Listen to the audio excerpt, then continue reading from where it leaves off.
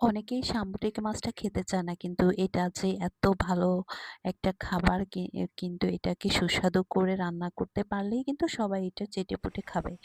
আপনি দেখতে পাচ্ছেন এখানে আজকে আমার হাসব্যান্ড এই লোটা মাছকে ভাজি করে তারপরে কিন্তু এটা কুক করবে। আর সেটা একদমই একটু ভিন্ন প্রসেসে একটা মাছও লোটে মাছটাকে প্রথমে একটু ভালোভাবে ধুয়ে তারপরে হলুদ মরিচ একটু লেবু এড করে ভালোভাবে মেখে নিতে হবে, তারপরে ভাজি করতে হবে।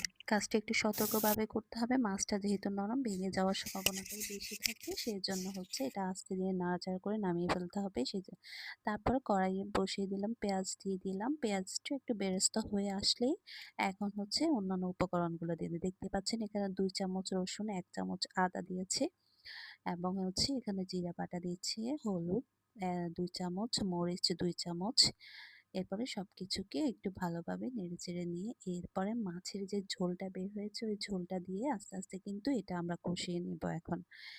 কষিয়ে নেওয়া শেষ হলেই কিন্তু আমরা হচ্ছে একটু আবার একটু ওই যে মাছের যে ঝোলটা রয়ে গেছে একটু একটু করে ওটা দিয়ে কিন্তু আমরা মশলাগুলো ভালোভাবে কষাবো, এতে করে আমাদের মাছের যে ঝোলটা এটা ফেলে দিতে হবে না। তো এখানে হচ্ছে আমি মশলাগুলো ভালোভাবে কষানো হয়ে গেলেই তারপরে কিন্তু অন্যান্য কাজগুলো শুরু করব।